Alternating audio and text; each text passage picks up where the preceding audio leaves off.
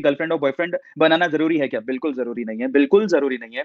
और बस इसी के बारे में तो बात करने वाले हैं कि क्या ये ज़रूरी भी है कि नहीं है? तो देखो मैं एक बात आपको बताऊँ ये गर्लफ्रेंड और बॉयफ्रेंड के बारे में कौन सोचता है? स्पेशली ज़्यादातर उन लोगों के दिमाग में आती है ये सब चीज़ें ये फिज़िकल अट्रैक्शन वाली चीज़ें, क्योंकि आजकल हम लोग सोशल मीडिया को यूज़ बहुत ज़्यादा कर रहे हैं, है ना? तो हमें लड़कों को लड़कियाँ और लड़कियों को लड़कों वाला जो अट्रैक्शन है ना, बड़ा कॉमन अट्रैक्शन है। तो पहले तो मैं पता है इन सब चीज़ों में पढ़ने से पहले I just want to ask a question अगर आपको गर्लफ्रेंड चाहिए या बॉयफ्रेंड चाहिए या आप किसी को पसंद करते हो, तो उस पसंद का कारण क्या है? पहले तो वो समझना सीखना बहुत ज़्यादा ज़रूरी है। अगर आप किसी को पसंद करते हो, तो पसंद का कारण क्या है?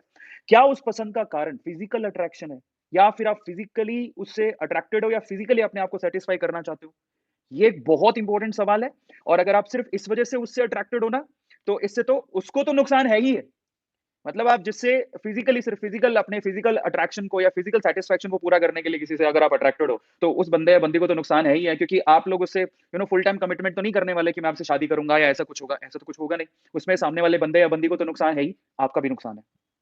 क्योंकि आप अपने आप पे कंट्रोल नहीं कर पा रहे।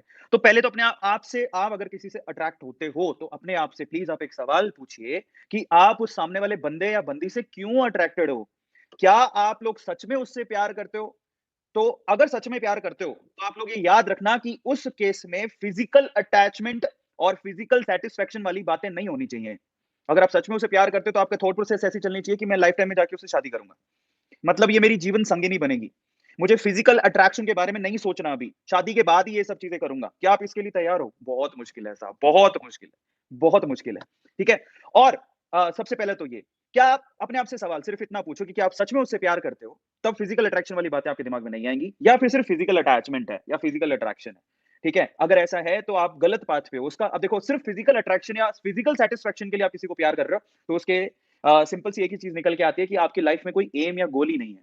समझ रहे हो? आपको उसमें ये भी होता है कि भैया हो सकता है कि आपके पेरेंट्स जो है वो आपको सपोर्ट कर रहे हो मॉनेटरीली कि कोई बात नहीं पैसा बहुत है अपने पास बेटा तू एन्जॉय कर लाइफ। इन दैट केस क्या है ना पैसे पैसे का प्रेशर नहीं होता, फैमिली प्रेशर नहीं होता तो बंदा ये सोचता है चलो यार कहीं फिजिकली जो गर्लफ्रेंड है बॉयफ्रेंड इन सब चीज़ों में। Thank you so much SCV motivation जिन्होंने अभी सुपर चैट का इस्तेमाल किया। तो मेरा पॉइंट सिर्फ इतना है कि आप अपने आप से सवाल पूछो और मैं आपसे कहता हूँ कि इन सब चीज़ों की ज़रूरत उस बंदे को पड़ती ही नहीं है, जिसके पास अपना एक गोल या लक्ष्य या एम होता है लाइफ का। मैं सिंपल एक बात बोलूँगा, जिसके पास अपनी लाइफ़ का एक गोल, एक लक्ष्य या एक एम होता है, उसको लाइफ़ में इन सब चीज़ों की ज़रूरत पड़ती ही नहीं है।